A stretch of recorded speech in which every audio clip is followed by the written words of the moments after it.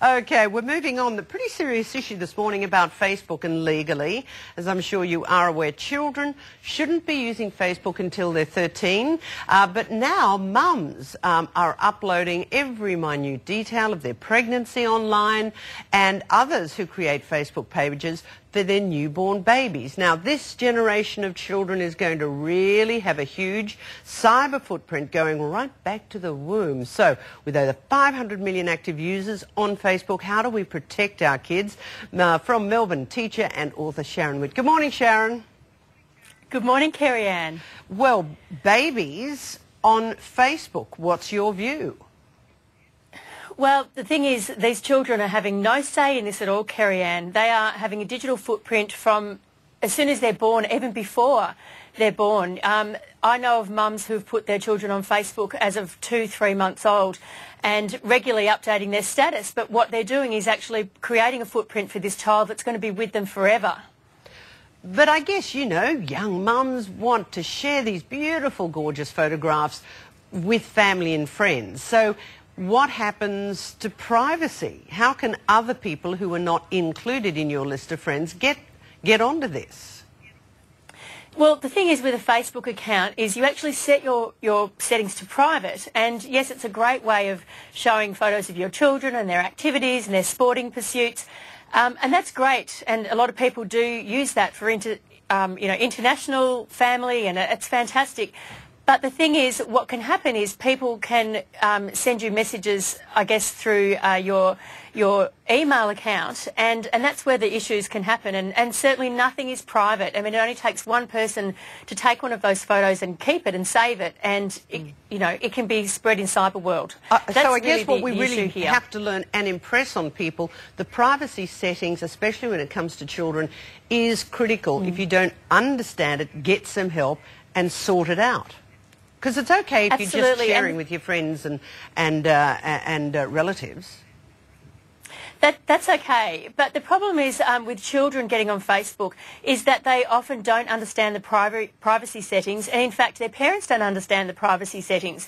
And so we really need to be active as parents in knowing how to use this new tool and actually being active ourselves so that we can then help our children. But many of the children that I speak to, once they actually check the privacy settings, realise that they weren't private in the first place. In fact, just this week, a school principal of a boys' school issued a warning to not only his students, but also the parents of said students, that what these boys are posting at age 15 can follow them at age 25, which could become quite embarrassing. What's your view there? Yeah, absolutely. And these children have a footprint that's going to last for a long time. And in fact, there's talk that there's some people who are going to actually have to change their names down the track in order to be able to get a job, because they've, everything that they've done is online and can be traced. And so there's huge issues there when you're trying to get into university or into, a particular job, that potential employers can look through this information. And I think we really need to openly be discussing these things in school, in the curriculum, and also in families, constantly talking to children about what these dangers are. So from now on, while people have been quite naive about the privacy settings, this will start a wave, I imagine, in the next couple of years when critical information, when you get to job-seeking age, is out there for all to see. Some things will have to quite dramatically change, I assume. Yeah, look, I think there's going to have to be huge changes, I think, with employers, and I guess I think just children need to be really, really careful about what they're posting and to think before they post something. But all that comes back to parents, doesn't it? Parents really have to supervise and explain these dangers to kids because, kids are kids. They're naive. It comes back to parents. And Kerri-anne, I cannot stipulate this enough, that parents need to get involved. I have students that I'm speaking to who have been on Facebook since grade 4, grade 5, and all they simply have to do is lie about their age. Now, what happens when you lie about your age? You might, for example, say you're a 27-year-old male. Facebook actually starts to market to you, and so there are children who are getting pop-ups, and you can just imagine the type of ads that would be aimed at a 27-year-old male, and these children are suddenly viewing things that are shocking to them.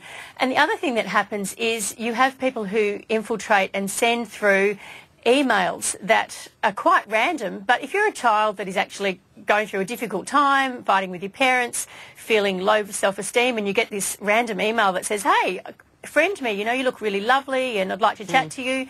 Some students don't have that, you know, foresight to see this could be a problem. Well, parents Fishing expeditions, have to get involved, have to take some control and privacy, get some help if you don't know how to do it. Sharon Witt from Melbourne, thank you. Good to talk to you again. Thanks, Kerri-anne.